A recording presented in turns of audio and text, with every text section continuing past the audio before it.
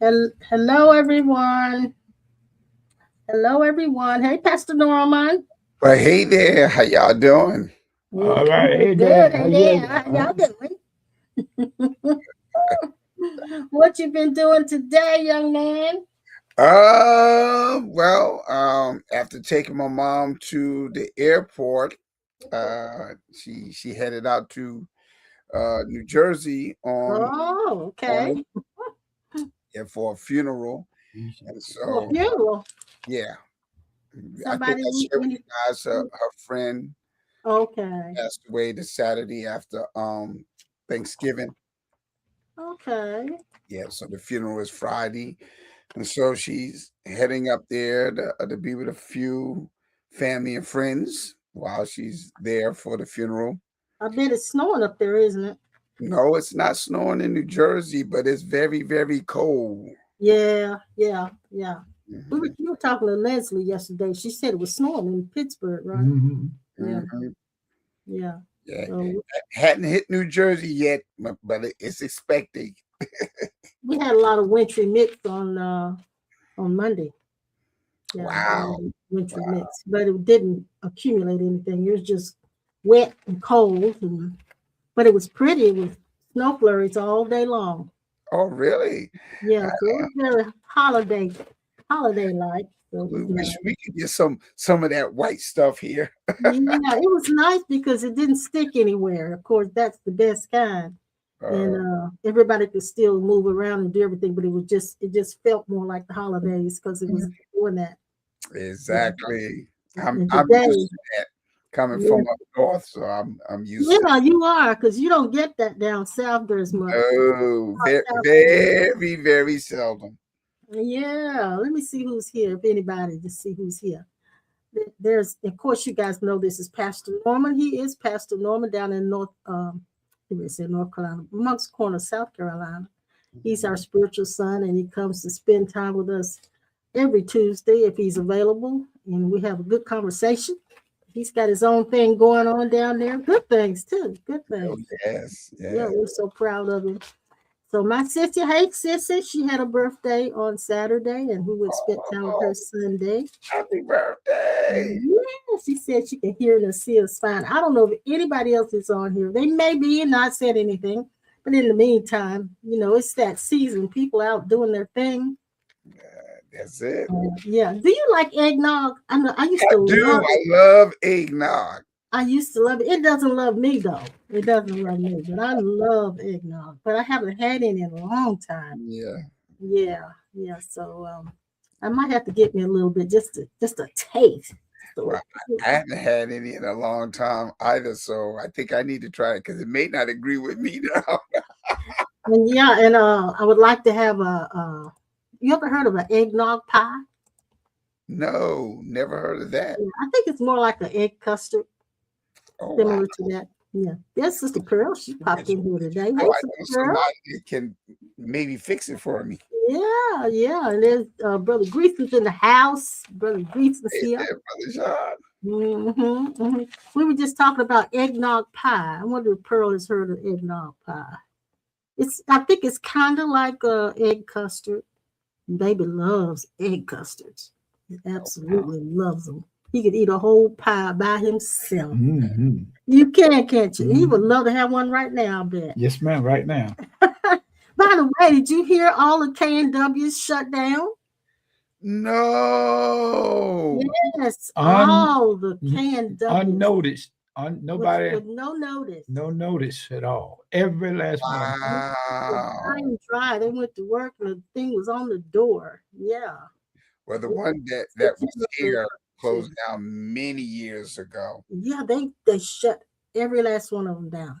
So Wow. now I think the only cafeteria we have close by is here in Kernersville, called C&H, and it's run by and owned by a young man who used to manage the KNW. Oh, really? Wow. And so it's just like KNW. That's awesome. That's I think we took you and Earl there once to eat. It's just like. okay. I know the place you're talking about. Yes. Mhm, Gotcha. mhm.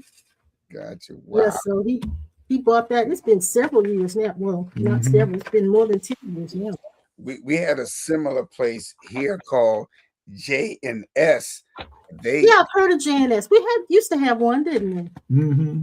I don't think we still have they one. closed down. Yeah, they closed down here. So the only thing that comes close to anything like K&W or whatever is Yeah, very yeah, familiar of Golden yeah, Corral. So that's the only something yeah. close to that. Yeah, it's not cafeteria like, but it's Mhm. it's in that vein, it's that vein. But yeah, the cafeteria food was so much more healthy. And Mhm. yeah, in fact, some of the young kids call it the old people's restaurant. And they're kind of right because you see a lot of elderly seniors there, and you see a lot of because it's economical and it was healthy. So yeah, I'm surprised they call it an old people restaurant because I used to love K&W. I liked it too. In fact, we haven't been to. We usually go down here at CNH because it's closer to us, but which is just like KNW. But we haven't been there a whole lot this year. We just haven't been out to a whole lot of restaurants this year at all.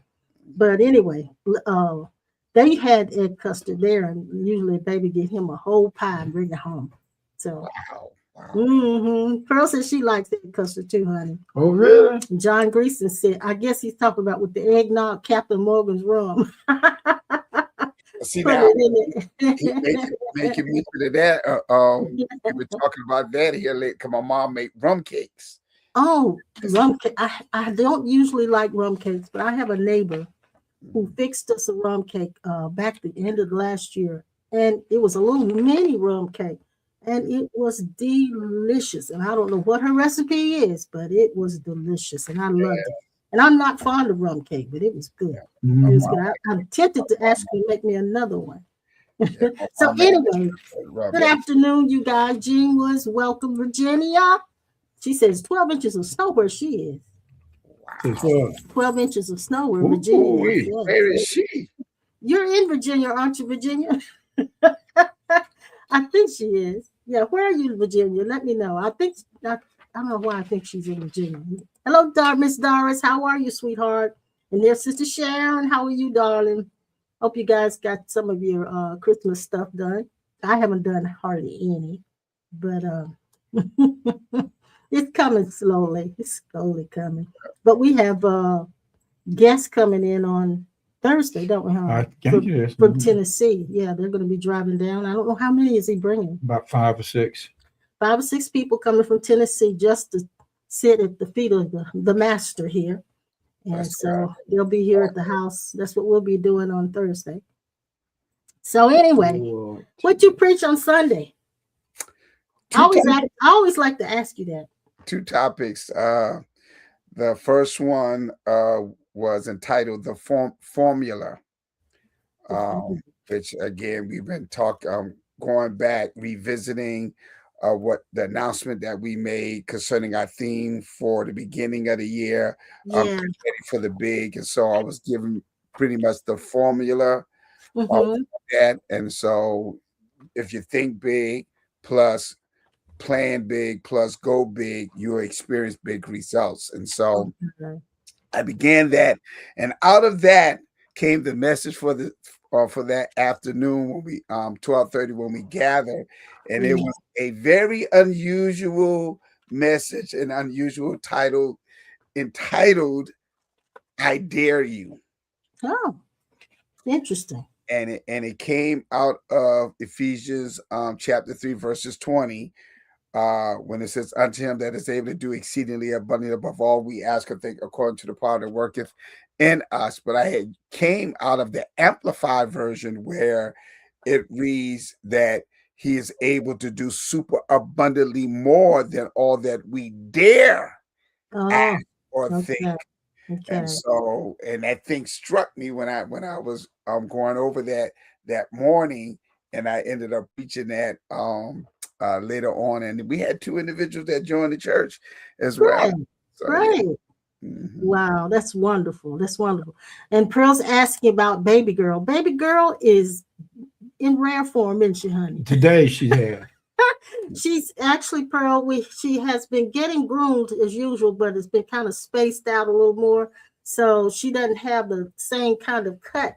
she's got a whole lot more hair on her now than she had before, and she's hot. So I think Jamie's coming to groom her on Thursday, and she's gonna get some of it cut off. But she stays warm. She loves this cold weather.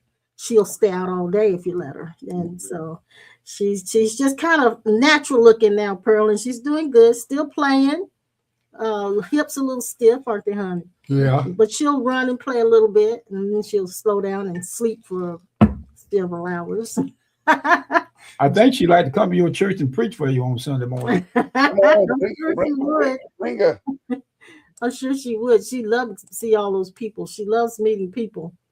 Her favorite place to go is Lowe's Home Improvement because they make over down there and they love on her and all this stuff.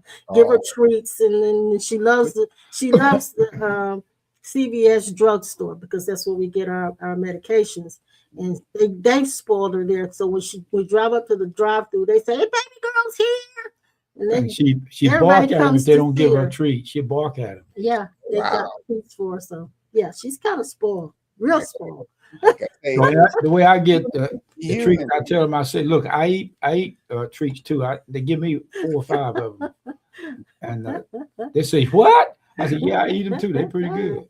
Pearl says she's got pictures of baby when she had a full coat. Oh my! Oh, I bet that I would love to see that. I wish she could grow back like that. I believe I have. I think I have pictures of her now with that if too. Her hair's not trimmed, she grows a long coat. I mean, she looks like a bear when she's like. Yes, all over. Can't hardly see her eyes. Yeah. Now Virginia says she's in Canada. Wow. Canada. That's a good place. Virginia. Wow. She said there was 12 inches of snow there. I'm not surprised, not in Canada. I've always wanted to go to Canada. In fact, I've kind of thought about living in Canada. Northern Canada. Yeah. Y'all making me think about something funny that happened to me.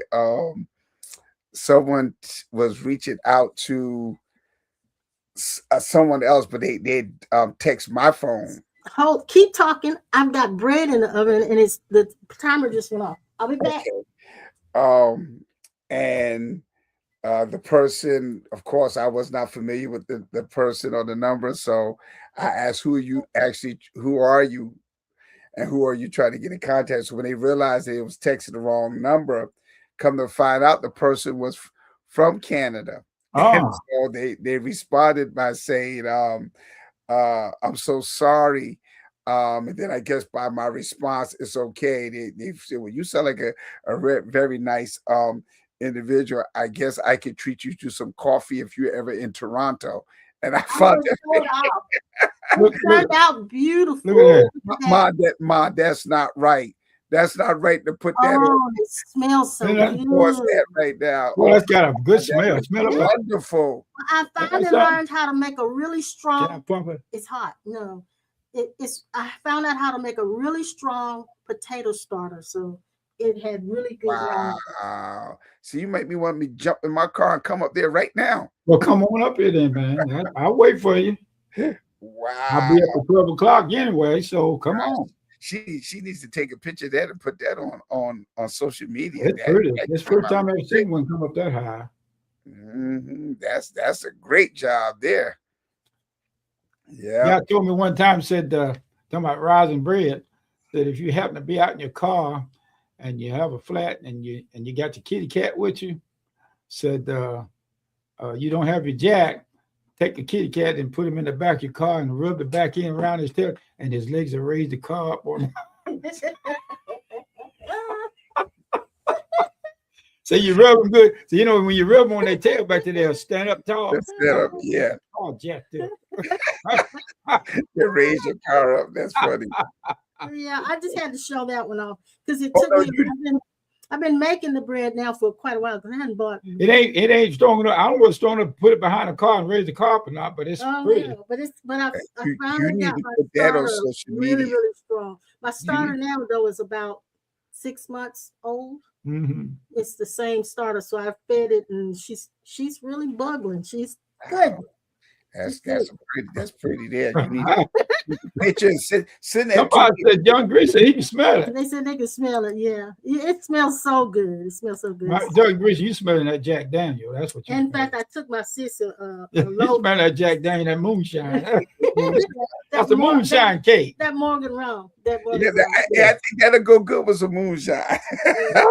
I took my sister a loaf on Sunday. Sitting there sucking bread and getting drunk. Yeah.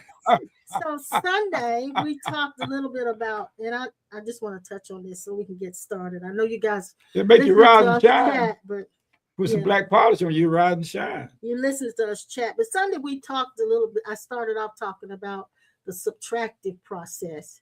You know, when you see an artist, especially sculptors, whether they use wood or clay, they a lot of times they have a process called subtractive process, which is when they don't have a concept ahead of time what that will look like, what the object that they're about to create is going to look like. It unfolds as they chip away at the material. And it's like they said that material knows what it wants to be before you ever start to sculpt it. And so it's a chipping away of that is not what it is authentically. And so we kind of use that same analogy for us in spirituality, that life is chipping away at us, at the things that are not us. And we are being revealed as the authentic self. Yes. So I feel like that's what's happening. And you mentioned on Sunday, Pastor, revelatory information. We need revelatory information. That is what is transformative. A lot of us are filling our heads with a lot of information, but it's not always revelatory information. It's stuff that we've heard other people say, other people believe, all of those things. But when it's a revelation to you, it's something that's born in you and out of you only, that sticks with you. And I can say that is absolutely true, because when you know God is saying something to you or through you, it doesn't leave you. You don't have to try to remember it. Now that, Mon, that is so confirmational, because as I already stated, a couple of weekends ago, after having a conversation, I heard the Spirit of the Lord say to me, I need you to finish out the year with the declaration that you made in the beginning of the year. And of course, it was, the theme, the declaration, get ready for the big. God is going to do something big in your life. And it's funny that you said that, because throughout the whole entire year, and I may have done this coming up to 365 days this year, mentioned that, because it was fixed within, it took root. It was so revelatory to the point Wednesday on the broadcast, as I was teaching and sharing with the people again, encouraging them that before 2025, something big is going to manifest in their lives. And that's why I started getting the formula. And so as I was declaring it unto the other people, or prophesying, like they were saying, I heard, now declare and prophesy to yourself. And so right on the broadcast, I said, Armstrong, I know you already have some big manifestations, big blessings throughout this year, but the year is still, 2025 is still yet here. I declare and decree, Armstrong, that you're about to get another big blessing. And I promise you guys, it was less than 24 hours.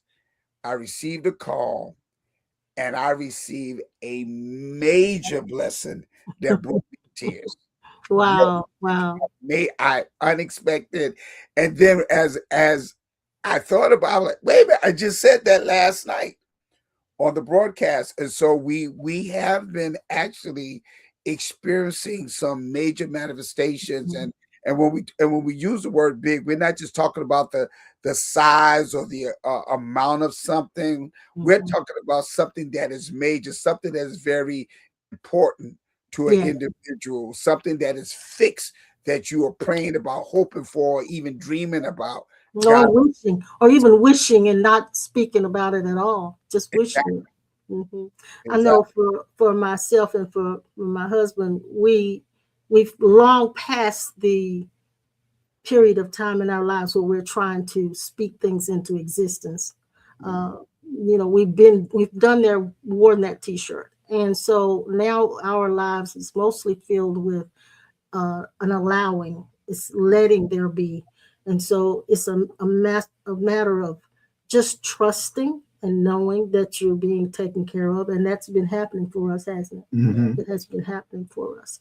There are times when we must activate a string of events for us to see our good happen. But then there is a phase, I'll say a phase or a phase of life, a stage of life where you have learned over the years that there's not necessarily a need for more effort, that it will happen for you whether you put forth the effort or not. And then when the effort is there, that's because you're inspired to have the effort. It's Exactly. not something that you have to cook up and work up. It's not coming from a lot of egotistical effort at all. And it goes back to kind of like what I was making the bread, and John Gleason's talking about the potatoes and the starter. And I've been for at least 6 months now making bread. When I used to make it a long time ago, and I kind of lost the art of it. I didn't keep doing it, and so when the pandemic hit, I started doing some more, but I didn't keep it up. So when I started it up this time, about 6 months ago, uh, I really had to learn to master the art all over again. So I had to first create a good starter, and that took a lot of time. Mm. And the starter itself, because it's now at a point where you can lift the lid off of it and hear it bubbling like Rice Krispies. You can hear it snapping. So it's just that strong now. But in the beginning, it wasn't near that strong. So my loaves were real small, and and heavy. But now they're big. But it's because the time was taken to create a good starter. So I think with all of us, a good starting point and working on it, maybe sometimes for years, like I said, sometimes it takes a while to master the art of allowing and making things. When your starter is strong, when your foundation is strong, then things begin to turn out the way they should. I like the point that you brought up that you used to do it before, and then they kind of you I got away dropped it. from it. You didn't have the Mhm. passion for it. Then you during the pandemic you got back into it again. They kind of that kind of shows us that, and many people deal with that, especially when we go through different chapters of our lives. Even now, and I find myself at my age where I'm looking like, what's next? What's next? And so there's some things that I believe I'm being inspired to do is to pick up some things that I was doing once before, Mhm. and the passion is being rekindled again for it. And so Mm. you could pick it up. And so just I'm saying that just to say this, that pretty much to a lot of people, no matter what it is, no matter what stage you in your life, it is really never too late to restart again. Yeah, that's true. And and I don't know if it's age related for me, but in my youthful days, when I was young, a lot younger, I could decide what I wanted to do and use my willpower to push through. But Mhm. that as I've aged over the years, I don't have the willpower, the motivation, the willingness, I should say, to spend, as Pastor would say, to spend myself. And Mhm. so I I find myself, unless I am very inspired, I don't do it. I don't Mhm. try to make anything happen. And so, and I don't know again if that's age related or what it is, but it's a lot easier life. It's an easier life. It's a simpler life. Uh, it's not filled with a lot of effort at all. And Dad, you got this thing that you do where you demonstrate where you twist it like this. Mhm. And all of a sudden something just kind of lets go. Mhm. And that's what it feels like. It's like a letting go. Paul in the gospel, they said, when it pleased God who separated me from my mother's womb, Mhm. God, revelatory insight, separated me from my mother's womb. Go ahead. Separated me from my humanity. Separate you from the what they call the collapsing the distance between me and my mother and the womb. It Mhm. pleased God to reveal himself in me as me. Mhm. Is it possible that in spirituality, God was in all of us before we came into the womb? I'm sorry, I made a mistake. Is it possible that God was us Coming into the coming womb. into the womb, Mhm. disguised as Clark Kent, as Sawyer, Norman, Mhm. and Greason, Mhm. Renee, and all the other Virginia little and all of the Renees rest. Mhm. and Greasons? Mhm. Is it possible that we came with a name but was not exposed until Mama said, "What we going to name it?" Revelatory insight gave us the names. But in truth, when we leave, names disappear. Yes. Now, what God is, what eternal life is doing, it is causing the middle path to be cleared out from the left and the right side to the degree that all Christ is the path itself. And that's why we call it the pathless path, because there's no distance, no time, no Monday, Tuesday, January, February, March, April, May, June, no A, B, C, D, E, F, G, and all that stuff. There's none of that in the middle path. Well, I'm using that scripture that you just spoke of, where Paul said it when it pleased God. Now, here Paul is a grown man; he's an adult. So Right? this isn't something that just it is. If this just happened to Paul, then it didn't mean his physical birth. Okay. So we said, when it pleased God who separated me from my mother's womb and called me by his grace, Yeah. must have meant that God separated him from his identification, Yes. heavy That's identification the clue. with this mortal body and this That's the clue. mortal family. Mhm. And at that moment, this is the whole chapter is about the revelation of Jesus Christ Mhm. that Paul had. So that was a moment where he was called and removed from the identification, the heavy identification of being simply his mother's child. Mhm. And so Mhm. that was a turning point for Paul. Mhm. Let me show you something else I read here, and this is in the 28th chapter of Matthew. It said that about the Roman soldier. Mhm. Now, this is something that was slipped in outside of all other stuff in 2,000 years before Christ came and longer. It said in the 48th verse, and straightway one of them ran and took a sponge and filled it with vinegar and put it on a reed and gave him to drink. The rest said, "Let be." Let me see this. Let's see. And the rest said, "Let be. Let us see whether Elias will come to save him." Mm. And Jesus, when he had, and he got a flag right here in the 50th verse, So that's a another new train event, of a thought. new train of thought. Mhm.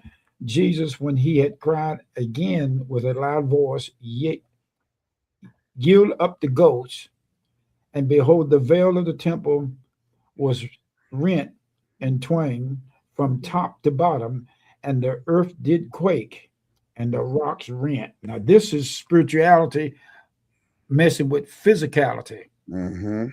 And the graves opened, and many bodies of the saints which were asleep arose and came out of the graves after his resurrection and went into the holy city and appeared unto many. Now somebody had a heart attack. The ones that they appeared to must had to faint and pass out, because some have been put down in just been put in the rock, and then others had been laying there in the rock for a long time. And it also goes over into I wrote this down. I didn't turn the pages over there.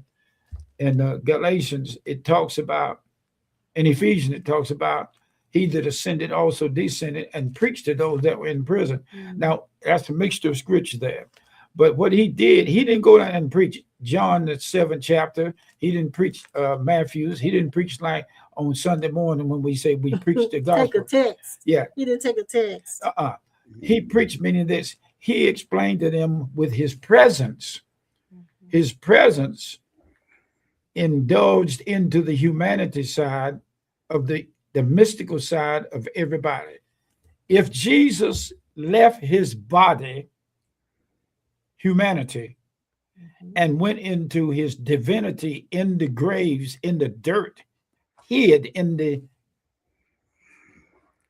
caves, or however they buried the bodies, he went beyond that into a dimension where all of us, one day, your body is going to stop, and the only thing that's going to be left is what came into the womb of your mother and father, which is the real you.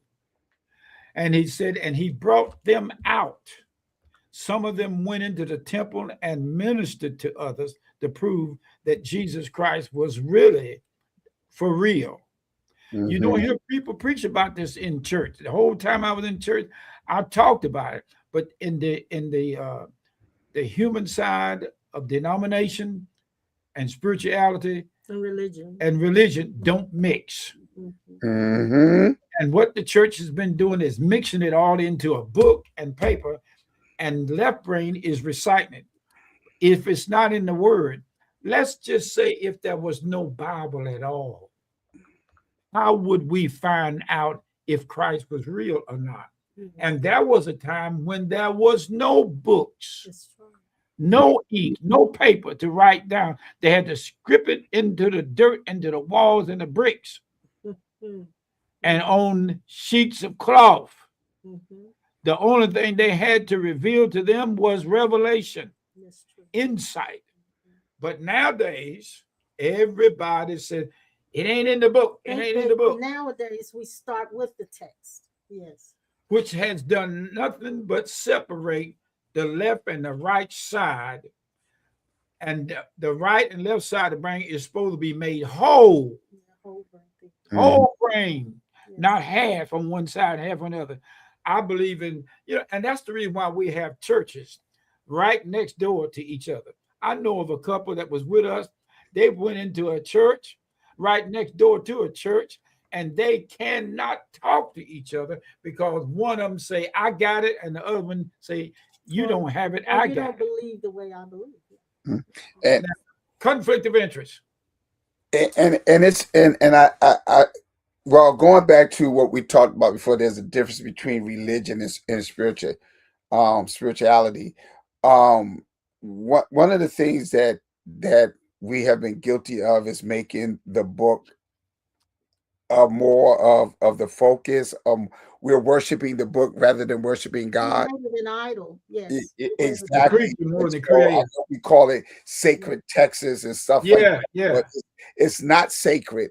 Again, Scripture itself, or the Holy Bible, however we want to reference it, it is a collection, once again, of many individuals that had their own personal experiences with God and so forth. And so, in the words of Paul, he said it was written for our learning. So now we can learn from it, but we have to understand the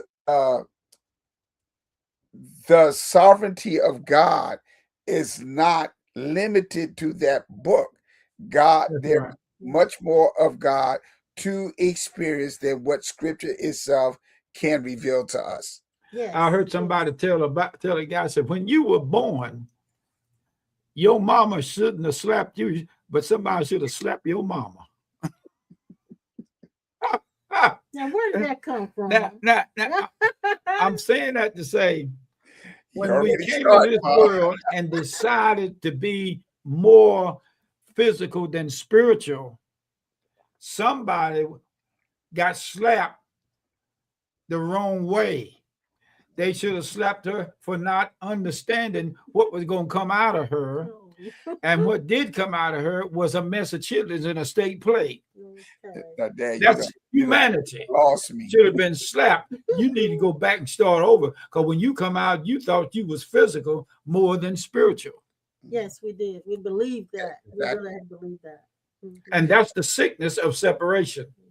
Mm-hmm. That's the sickness between the Democrats and the Republicans. Now, I can say that the text that we have available to us, and I'm not just talking about the Bible, but a whole lot of different texts that we call sacred. As you said, they're not really sacred, but we say they're sacred texts. And I was reading from the Ethiopian Bible the other day, the book of Philemon. And I didn't realize in the book of Philemon, Paul had gotten this young man by the name of Onesimus. He had gotten him saved. He had gotten saved by and converted by something Paul had preached. And then Onesimus was a slave, and Philemon was the owner of that slave. Mm-hmm. Onesimus left Philemon, took something from him. I don't know if it was money, whatever, goods or whatever, but he left and ran away from Philemon. And while he was away from Philemon, he ran into Paul. Paul got him saved. When he got saved, Paul contacted Philemon, and that's where the letter, the book we call Philemon, that's where that letter was written. That letter was written to Philemon to accept Onesimus back, but not as a slave, but as his brother. Exactly. And so here we have the text. The text, if we fully understand them, if we go beyond the average student of the Bible, we will learn from the text that this whole thing of religion is much more vast than we even realize. Exactly. And our eyes will open. Some of the people who were in the scriptures who we have admired were slave owners. Mm-hmm. And this is why the King James Version still talks about slaves be obedient to your masters. There was slavery back in that time. Mm-hmm. But it wasn't necessarily slavery related to race.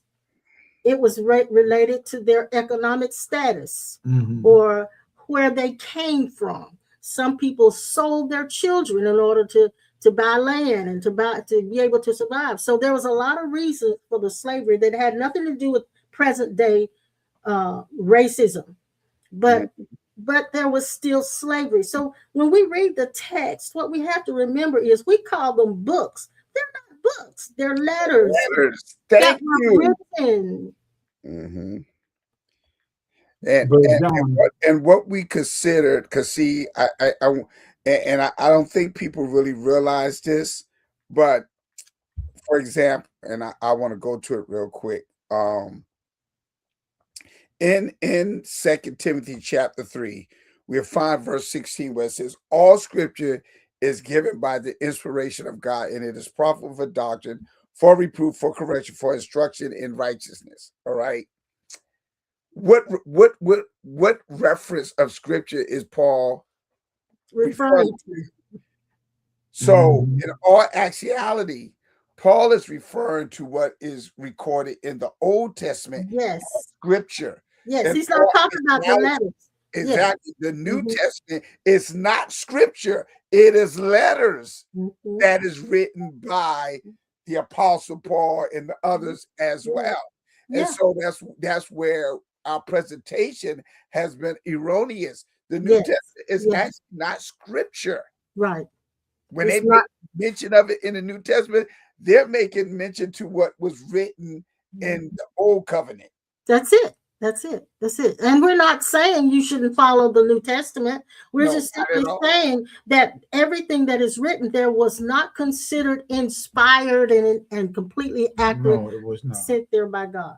It was letters, people actually relaying things to one another in those epistles that had something to do with that context and not anything else. With the Bible, there's division, and without the Bible is division, which tells you division should not have a place on either side. That's true. Opposites of left and right. When one wakes up to the fullness of awareness. See, the loss of awareness and consciousness of the divine eternal self is a sickness. It is. It's a disease. It dies with ease, but it's slowly dying Mm. And what spirit does is bring it to the forefront of consciousness that physical anatomy is not to be overruled or taken place of spirituality. When I say spirituality, most people say it ain't real unless I can see it on paper. It ain't real. But that's the reverse curse of the fall of enlightenment and waking up. Waking up means I realize my true position. I realize waking up is coming to the place where you see that I am the eternal. I always tell people this: go ahead and die your body. You do it every night when you go to sleep. Die your body, put it to rest, and see what comes out of it. Uh-huh. You see what come out of it. At the center of an apple, when you cut it in half, what do you come to and has to go through? The center. And at the center, you see seeds. What is the seed inside of an apple? It is the tree that the apple came off of. Exactly. Mhm. The process. It's the essence. Have, It's have you have y'all noticed? essential And ingredient. what did he say? Say Have that you again, Pastor noticed Norman. what John Greason posted up there? Did y'all see that? I did, but I Wow. didn't address it. So what do you think about it? If we didn't have the Bible, the human population would be torn apart. We have the Bible in the human And population. it's still Yeah, It's still torn apart. Yes, So it is. that's Yes, it is. we have it. And the reason why we have the division is because this Well, dimension in was, fact, the Bible has divided a lot of us. it has. Yes. exactly because see again, and that's why I want people to understand the how sovereign God is, how awesome He is. Even Jesus made a statement that He would have to leave and go to another people, another other sheep, Mhm. to Mhm. minister Well, unto these I them. have. Yes. We I want people to just really use their mind when you are in various different parts around the world. All right, there are people that are having experiences with God that may not be like someone else's experience, and they are going to record what they experience. Yes, Yes. yes. Yes. So what we have been guilty of is saying that the experience that we had Mhm. is more important or more real than the experience that someone else had. Yeah. You cannot say that because Yeah. you was not on that part of the world. You was not there. And so they got to remember again, according to scripture in the Old Testament, God supposedly had say, Israel, you're going to be my people and I'm going to be your God. All Mhm. right. So he chose that one nation out of that side of the world. We cannot say that we have the sacred text from the Mayans. We have the sacred text of writings from the Egyptians. Yeah. And then again, you see the things even in Egyptian writing, Yeah. things that they accomplished, things that happened. So how can we say that dealing with the Bible, which we know King James, which has been the most predominant Bible we have using, Mhm. we still yet not getting that was compilation of bishops that King James hired. We wanted to create a book because again, he just became a monarch of three nations. He wanted to protest against the Catholic Church, so he came up with his own quote unquote religion Mhm. and Mhm. entitled it Christianity. We attached that to it as another form of really it was considered the Protestant faith. Yes. So what we've done, pretty much based on what you just shared, and it's so true, is that we've taken our own individual experiences and we've lorded them over on other people and said they had to have their experience the same as ours or theirs wasn't valid. And so here, this is where the division has happened. And this is where we've idolized certain sacred texts. And it's not just people who are Christians who idolize the Bible. There are other people who have idolized other sacred texts, even in the realm, in the communities of spirituality. They have idolized certain books, and that those books have turned and they have taken those books and those principles and turned against the Christianity. So it's on both sides. So it's the allegiance to a particular set sacred text that causes the division. Exactly. We can use Islam, a perfect individual, Malcolm X. All right. He was present while he was in prison. He was exposed to the Muslim faith. All right. Mm-hmm. He, like you said, it was Vatican. It was more important. He was trying to lord it over other people until he actually took his own journey, traveled to Mecca, and found out that there were blue-eyed, white. I mean, I'm Caucasian. They had various different people of nationality that was Muslims. So it opened up his eyes. He was now enlightened. He realized that it was more to it than what he was exposed to. So now as he returns back home, he is sharing his enlightening experience. And what happened? Those that were still yet lording what they was exposed to could not receive what he was sharing, and they end up killing him. Years ago, when we used to read the comic books, I still read the comic. Dagwood and Superman, all these comic books that came out. You remember the Dagwood sandwich? The Dagwood, yeah. And I do. I made a few of them. I made a Dagwood sandwich one time out of apple pie, pinto beans, mashed potatoes, and chicken. That is not a Dagwood sandwich. I put a little strip of chitlins on there too. What's the way Dagwood made his sandwiches? And I packed it all up. That is called a mess. And I mashed it all down and went up Church Street eating But it. do you remember Dagwood? I remember. My point is, were made that way. over top of Dagwood's head, when they said something, a little cloud would appear up there. And then what you call it? I call it a bubble. A bubble. And you can see the thoughts. It's a thought bubble. The thought bubble. That's revelation. Yes. That's insight. Yes. What was in you came to the outside, but it came to the outside and caused a conflict, because truth would always expose the dark side. They had a difference. When it was something they were saying, it was a very oval with a point. Yeah. And when it was something they were just thinking, it was like a cloud. Yeah. Yeah. And they also had the square rectangle version with yeah. and see, when I come along, I didn't read the writings. I read the pictures. And the pictures. You used your right brain. Yeah.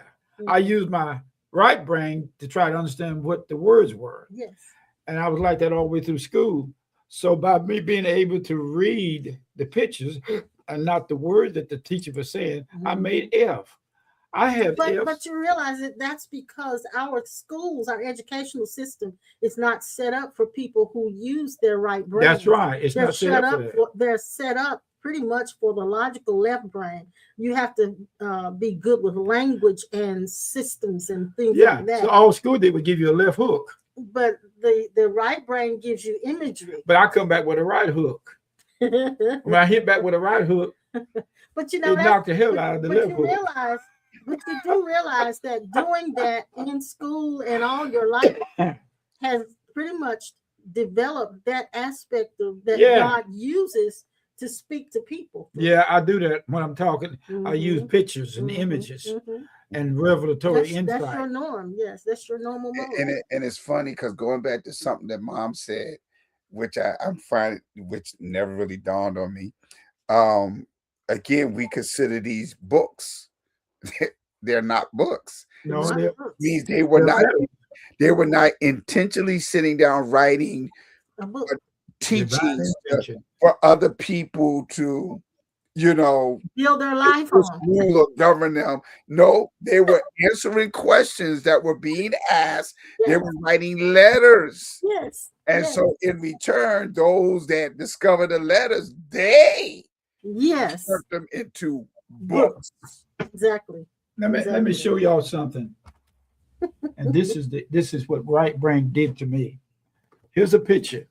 I don't know whether you can see good or not. Let me see if I can get it without the glare. Yeah. See that? See me standing by that bulldozer? Yeah. Mhm. I created that out of my right brain. I didn't have any measurements. I didn't have any drawings. I had a toy, a little tiny toy. But if you turn it on the backside, baby, it's some more. I made all of that by insight, Mhm. right brain motivation. Some of these toys I made, I stayed up all night long because I Yes, was you did. motivated from the right brain. That's the creativity of the same right brain that is the right hand of the Father, Mhm. and that God created all things from Himself And through it's His how right we side. it's how we create everything. Yeah. Yes.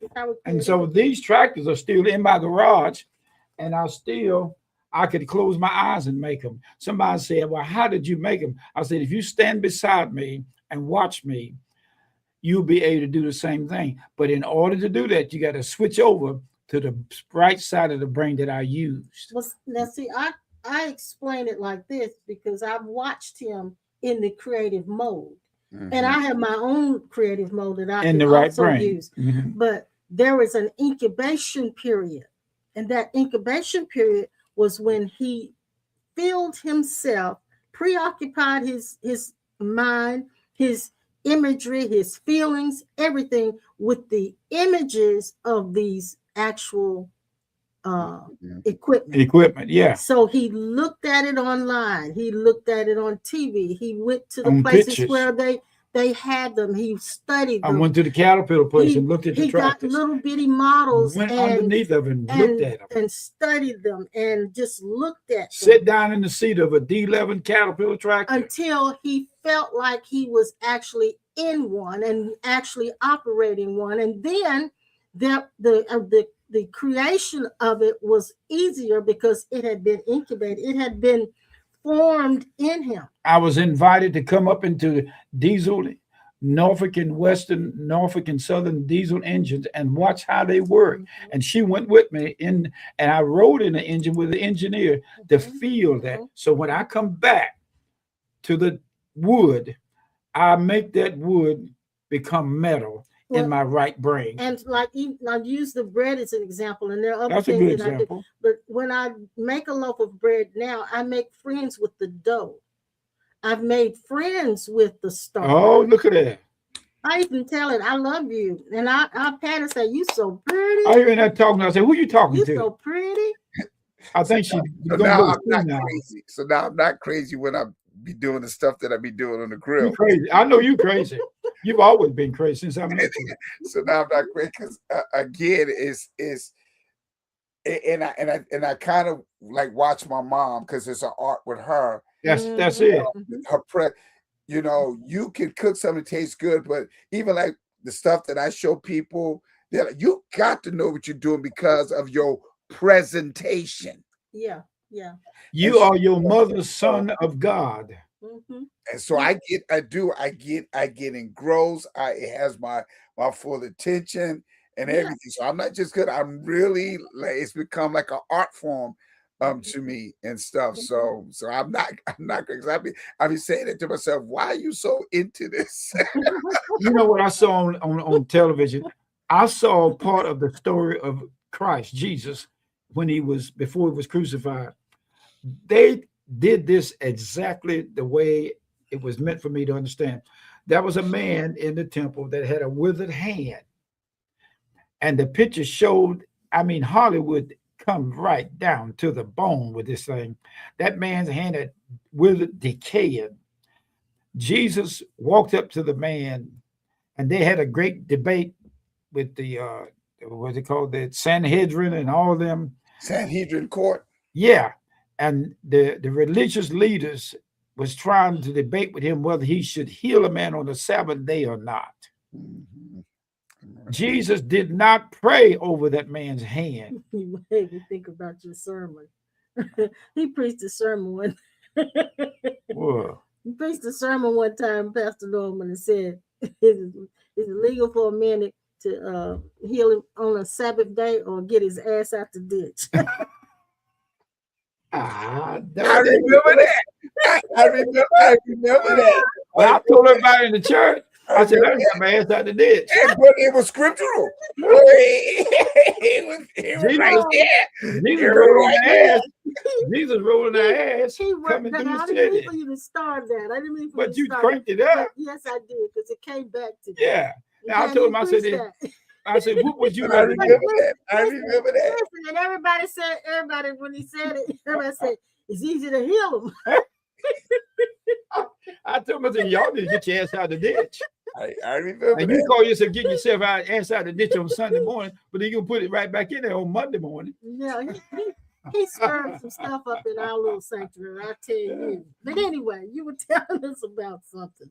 But anyway, Jesus did not pray with him. He took that man by the hand and just touched it. Mm-hmm.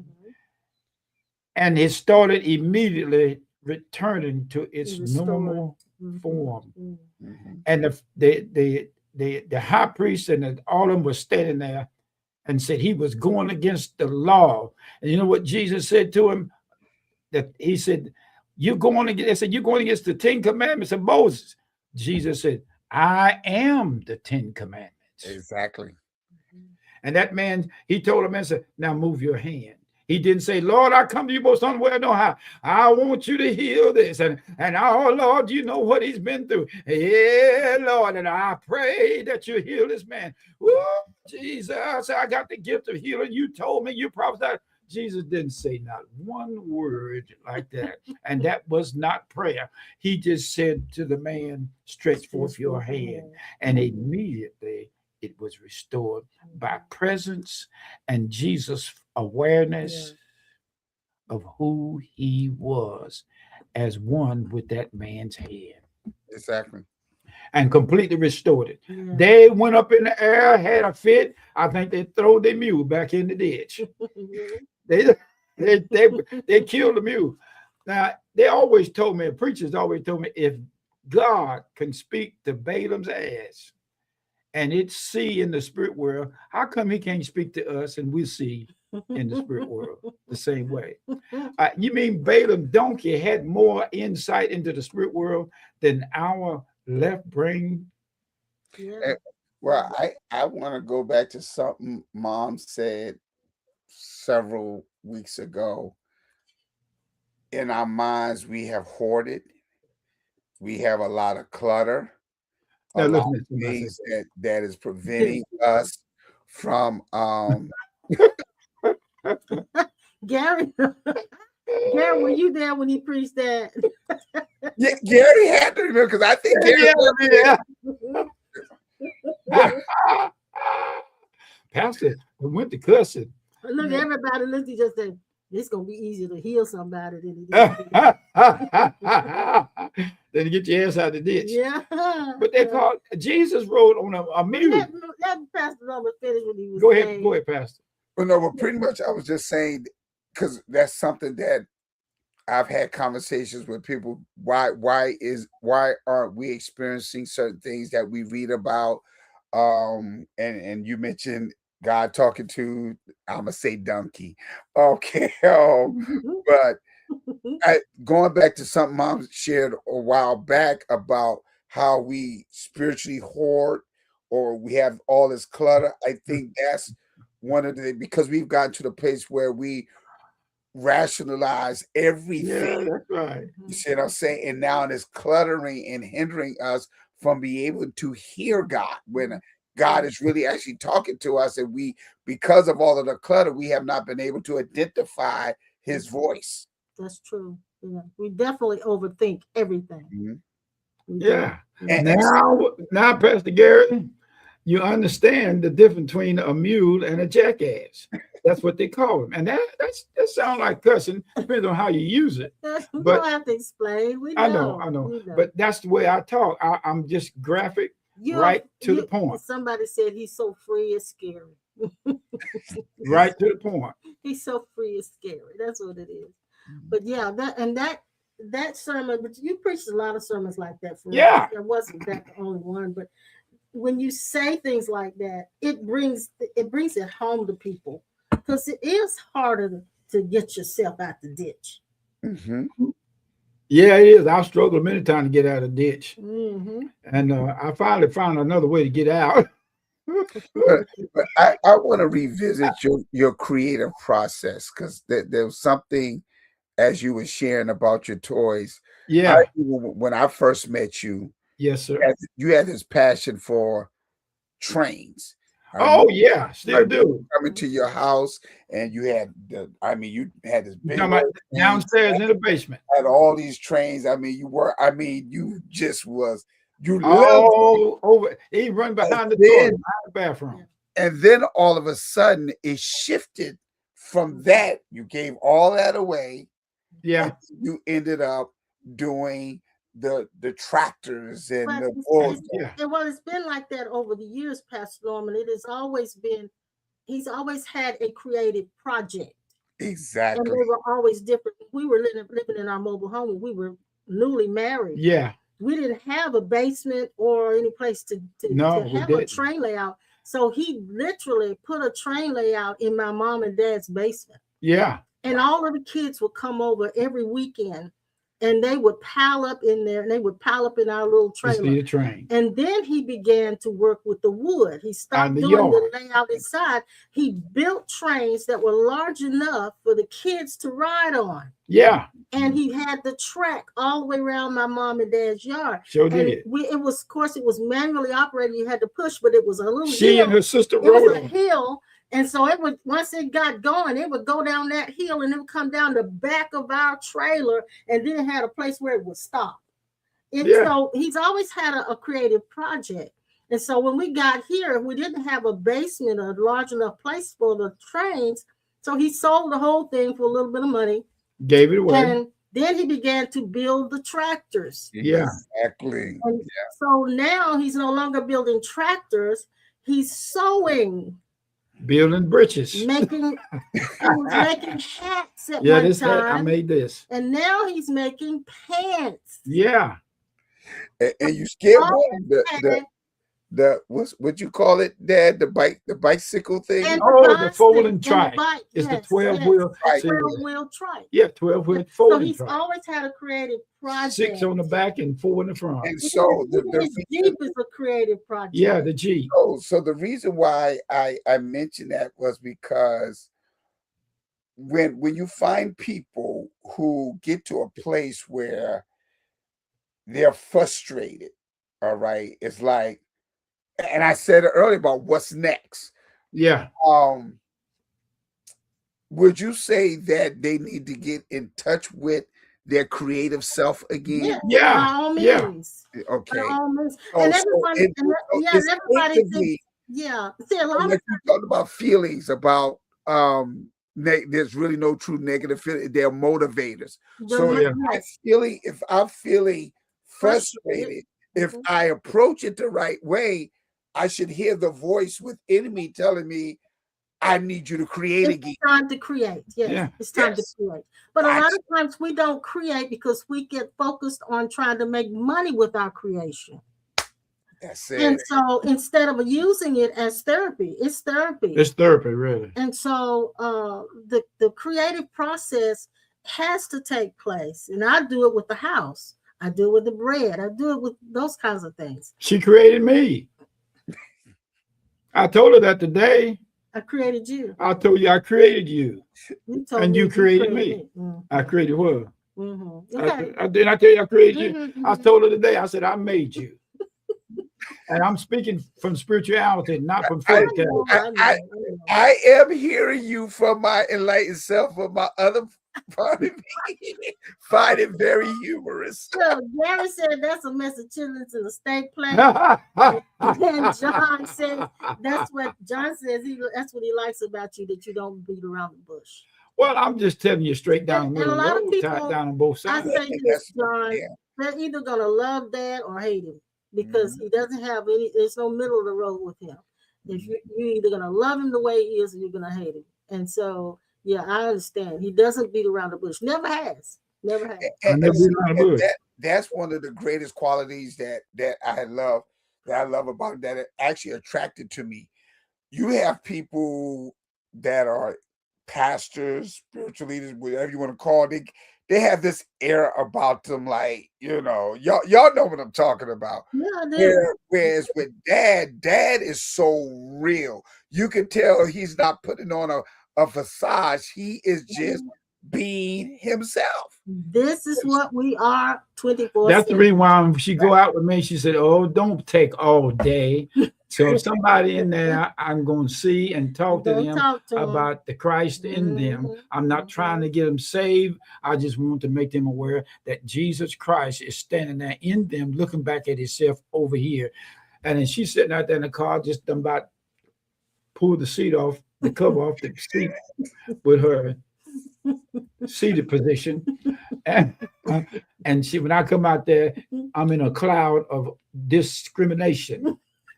I thought you were going to spend the night in there, she said.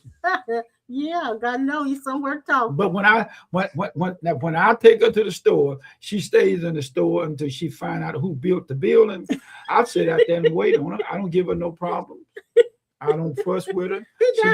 She's staying there until the cow in the beef section come back together. Yeah, man, baby girl, they're very patient. We'll wait out there. I don't fuss at her, but when I go stay a while, tell somebody, I come back, her lip then got tied up in the steering wheel. Don't say no more. Her lip gets in the steering wheel. I can't even drive off. It chokes the motor down. What Dad doesn't realize is that he's been like that since the time I met him. I can't laugh because my wife always said, I can't send you nowhere. You should have been back. So who was you talking to? I was like, yeah, that's it. I meet people. I talk to people. I explain to people. And I see that I went to the doctor today and there was people coming in and the lady looked at me with this hat on and wished me Merry Christmas. And she said, no, she said, hey, Santa. Yeah. And she said she wished me Merry Christmas, but she wanted to show me pictures of Christmas things. And we got to talk it. I got to get some water. I got some water over here. I don't want your water. Yeah, but she said. She wants your water. Yeah, what you did. I got to get some water. I said, well, I got some water over here. I don't want your water. She wants your water. I'll wake you up. I got water right here. Here it is. See? That's the jug right there. I don't want your water. Yeah. But you know what? It's amazing. She don't want my water, but she want my sugar. That's a mistake to water. Now you taking us to a whole different topic. She said, give me some sugar. I said, you don't want my water. we have to invite all couples and joins in on that. Got a little bottle of water. I told him I didn't want his water because he got people in him. Well, what's wrong with me having people? Got people in your But every time I get your sugar, I kiss people. Yeah. When I kiss you, I kiss your mom and daddy. It's not the same. She didn't get that, did you? That's a revelation. Yeah, I kiss her mom and dad, her granddaddy, and all the generations. Oh my God. That's not good. Hey, darling. They're my puppy. That's not good. They're my puppy girl. Listen, guys, we've been on here a whole hour. Seems like it went bad. Are you serious? Yeah. Isn't that something? We've been running our mouths. It doesn't even seem like we've been on there that long. I know. It's a warm puppy. Baby girl's already come up to say something to him, so it's time. She's talking to me. She's a baby girl. Girl's for Lord of Hey, mercy. baby girl. Give She's some so dog loud. sugar. I give her some dog sugar. Yeah, get some dog sugar. Let me get you. You know that she doesn't come to me I get dog because she sugar. knows I'm not going to pay her any Yeah. attention. I'm gonna lie. Exactly. She knows she loves. She comes to where she can get people sugar. Give me a thumbs up if you hang in there with us and got something out of this. Brother tonight. girl, I appreciate you. I had fun with you tonight. And John Greason, all you other folks out there that's listening, I enjoy having fun with y'all on this class. And my baby girl come on here and talk to me. It is. And speaking of the creative process, unless you put yourself into it, you're not going to create whatever it is that you have envisioned. You got to really put yourself into it. And I heard Reverend Ike, who's not well thought of back in the day. They think more of him now than they did then. back when we first started in church. But he said, in order to do the creation process, you can't just visualize. You got to engage all of your five senses and your emotions. That's right. And he used the analogy. He used the scripture of the blind Isaac, who didn't. The blind Jacob. Is it the blind Jacob? Which it was Esau and Jacob. So the blind Isaac, he didn't know which son was the son that deserved the birthright. The blind Isaac, he said, the father is blind. He only recognizes what he feels. So you start by creating the feeling that you already have it, and that's the creative process. So yeah, go ahead and create something so you won't be so frustrated. That's it. Because you got creative energy inside of you. Do something big. That was really the essence of this message that afternoon. I dare you. Are you bold enough to do something? Yes. So if you're really frustrated and you're really feeling out of sorts, it's the call to create. It is a call to create. And I'm noticing that, and I say this, I'm going to say it quickly because I don't want to, briefly I'll say, because I don't want to get into anything political, but what I'm noticing is because of all of the things that people are having to go through with things that are kind of chaotic at this point, it's drawing out of the shadows other people who will help and come up with ideas, innovative ideas, ways to help people and ways to get past some of the things that are happening. So so it's a good thing happening at the same time. I heard somebody say they had a near-death experience and Jesus revealed to them that the reason why this chaos is going on between the left side and the right side of our government is for people to be brought together in compassion to help each other and bring together a unity of feeding and helping people in spite of all that is happening in our government. And I want to say this, and then I'll leave you guys, but I've come to realize that when you do open your heart to love people, sometimes it puts you in a position where they will begin to depend on you.